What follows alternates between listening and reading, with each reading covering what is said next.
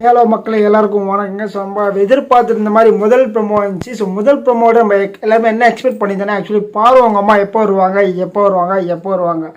So பாரு அம்மா வந்து எப்படி ரியாக்ஷன் இருக்கும், பயங்கரமாக இருக்குமா, சாஃப்டாக இருக்குமா, இல்லை வந்து டெரராக இருப்பாங்களான்ற பல ஆங்கிள் வந்து நம்ம நான் திங்க் பண்ணிட்டு இருந்தேன். ஏன்னா வந்து நிறைய சம்பவங்கள் வீட்டுக்குள்ள நிறைய நடந்திருக்கு.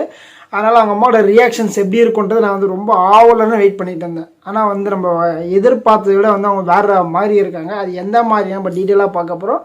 அதுக்கு முன்னாடி நம்ம சேனலை புதுசாக இருந்தால் லைக் பண்ணிக்கோங்க, சப்ஸ்கிரைப் பண்ணுங்கள். நீங்கள் போகிற ஒரு லைக்குமே நம்ம வீட்டில் வந்து பல பேர் சேரும். ஸோ ஒரு சின்ன உதவி மட்டும் பண்ணுங்கள், ஓகேங்களா? ஸோ பாரோட அம்மா வந்து உள்ளே வந்து லிவிங் ஏரியாவில் உட்காந்துட்டாங்க.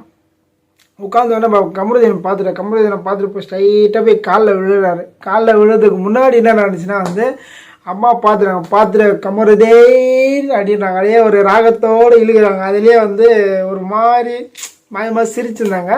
ஸோ வேறு மாதிரி சிரிப்பாக நினச்சி ரொம்ப கூலாக தான் சிரிச்சாங்க. போய் காலில் போய் விழுந்து ஆசிரியர்லாம் வாங்கிட்டாரு. ரொம்ப நல்லா இருக்கும். தொழிலில் வந்து நல்லா வரணும்ப்பா, நல்லா டெவலப் பண்ணி நல்லா பெரிய ஆள் ஆகணும். ஸோ அப்படின்லாம் வந்து நல்லா வாழ்த்திட்டு இருக்காங்க. அதை வாழ்த்தும் போது நம்ம பார்வை என்ன பண்ணோன்னா ஹீரோ ஆகணுன்றாங்க. ஏன்னா வந்து நெக்ஸ்ட் மாரி அவங்க பிளான் பண்ண நெக்ஸ்ட்டாக ஒரு மேரேஜ் பண்ண பிளான் பண்ணுறாங்க. ஸோ பிளான் பண்ணுறதால வந்து அவர் ஹீரோ ஒரு மேரேஜ் பண்ண மாதிரி இருக்கும். ஸோ இப்போ வந்து ஒரு சீரியல் ஆக்டராக இருக்கிறத விட ஹீரோவாக இருந்தால் வந்து வேறு லெவலாக இருக்கும்ல, அந்த மாதிரி வந்து அவர் திங்க் பண்ணுறாரு.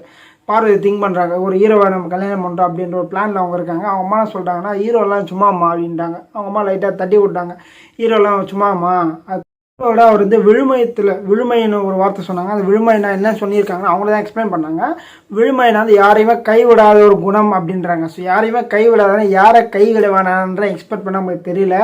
ஸோ ஒரு வேளை வந்து இவங்களுக்குமே வந்து கமருதீனை வந்து பிடிச்சிருக்கா எப்படின்னு நம்மளுக்கு தெரியலங்க. ஏன்னா கைவிடாத ஒரு குணம் இருக்கணுன்றது